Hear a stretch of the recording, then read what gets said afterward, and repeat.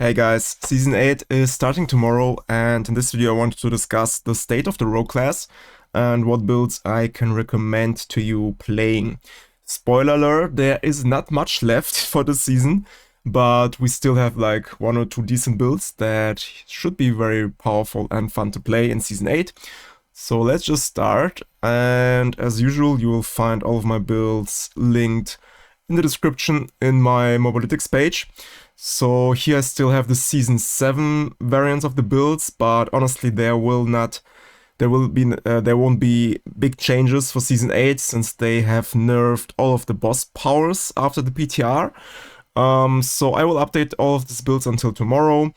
And yeah, it's not gonna be huge differences. So as always, I can recommend the Alchemist Dancer leveling build. This was my leveling build for the past 2 seasons, I believe, and it's a very solid build to start off. I also have some gameplay for you, so this was recorded last season, and here you can see this is a leveling build, but I'm also able to farm a pit tier 70 here, which was already Torment tier 4 in Season 7 back then. And yeah, this is pretty good for starting with the rogue. You can see everything dies very quickly. We can just blast through these pits in about 2 minutes, I believe. So yeah, very solid starter. And especially if you keep in mind that for the best rogue build that we are gonna cover next, you will need a lot of uniques, also some mythic uniques, if you can achieve to have them in a quite short time in the season. So you will need a lot of items for the best rogue build, and for that reason it's very good to have a solid starter like this Dance of Knives build here. And this is my variant, which I call the Alchemist Dancer, because we are playing with the Alchemist aspect. This is a very unique variant of this build. At least I have not seen anyone else playing this variant, but it's really good. I can really recommend it. It was the most fun I had actually in the last seasons with the rogue in the leveling process. And yeah, it's also very budget friendly and easy to achieve. You don't need many items or masterworking and all that stuff. So you can just start with this build, level your glyphs, farm some uniques, maybe some mythic uniques, and then I can recommend you to transition into the next build, which we will gonna cover in a second. And yeah, because this build falls off at some point, so I would say pit 70, maybe 70, 75 or something. So just the entrance of tier 4 in Season 8. This is quite the limit for this build. But yeah, at this point, you should maybe switch to some other builds. So yeah, talking about the other builds. So like I mentioned, I will also update this variant for Season 8. We will have some boss powers. So leveling should be a lot easier because the boss powers should be quite powerful in the early game, in the early stage of the game. So I believe it will be very good leveling experience, at least for this next season. So yeah, I will update the boss powers and you will find the builds on Mobalytics as usual. And the next build is the OP Trapper or Deathtrap Rogue. So here I also have a planner from Season 7. The problem with Season 7 was that we had some bugs with this build. So for example, the Banished Lord Talisman interaction did not work with Deathtrap. Also Beastful Boots did not work with Deathtrap. So we had some unique items and mechanics that did not work, but they are very crucial in order to reach the full or maximum power potential of this build. But now in the patch notes, the developers have noted that most of these bugs were fixed. I at least hope so. And this means that we can now play this build, and this build is very powerful. Yeah, I wanted to play it last season. So it's basically a Deathtrap Rogue.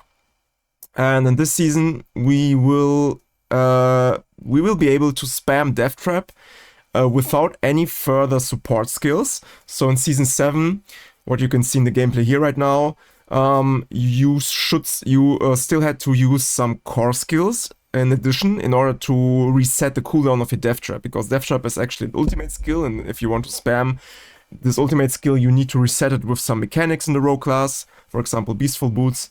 play a role here. And back then we needed a core skill, but now in Season 8 we can actually play it without core skills. We can just spam the Deathtrap at some point. Of course, we need to reach some requirements, so we need to reach a certain cooldown threshold for the skill, somewhere between 10 to 15 seconds at minimum.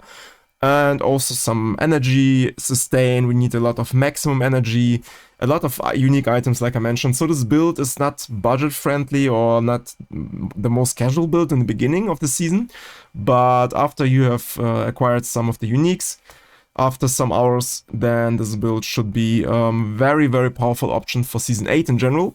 I told, for example, with Sanctum from Mobalytics, and he also told me this build is probably gonna be one of the strongest builds in the season. I have not done any math on it yet. I have not calculated any DPS numbers so far, but it looks very, very promising. So yeah, I also personally believe this build will be the best rogue build by far. So if you're just into the meta builds, you want to play the most overpowered builds, then this build is the most powerful by far for the rogue class, and maybe even entirely in the game, because overpower mechanics are very strong right now, and rogue can excel this quite well, also because of the ultimate skill synergies that we have from Season 7 and now also in Season 8. So yeah, I expect trillions of damage from this build here. And yeah, for that reason, I will also have a planner for that. So like I mentioned, I will also update this build as well. Nothing big will change here, I guess, but I need to update the boss powers, which are kinda damage buffs at this point, because again, they have nerfed all of the boss powers. So now they are not very needed, required for any builds. It's just some flat damage multipliers for each build, basically. So yeah, I will update this build as well.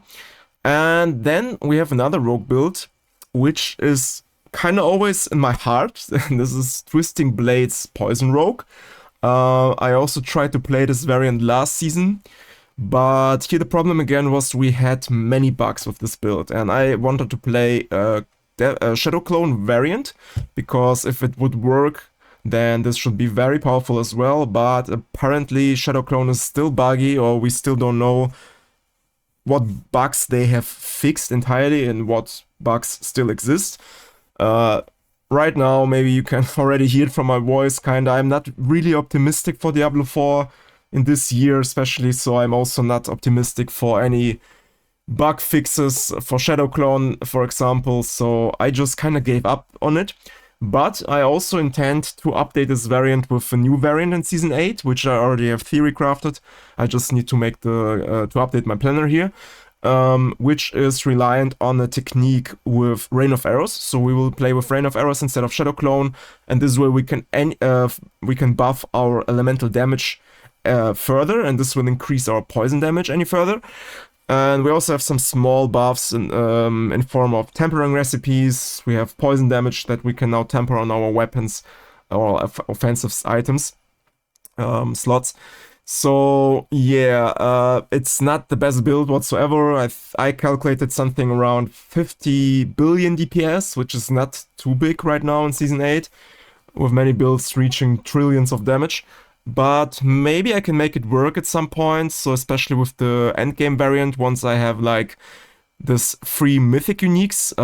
So I don't know if you can see it here: Ring of Starless Skies, Shroud of False Death, Hair of Perdition. Also very like yeah, expensive build. You need a lot of uber uniques.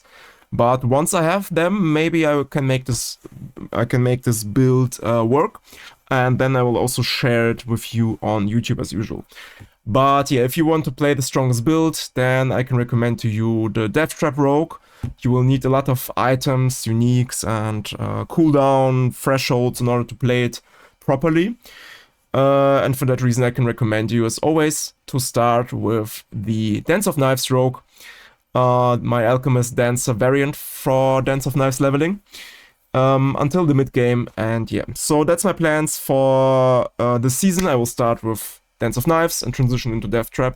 So yeah, I hope this video helped you to decide if you want to play this build or not. And yeah, I hope I see you in the next video in Season 8. And until there, have a nice day, guys, and bye.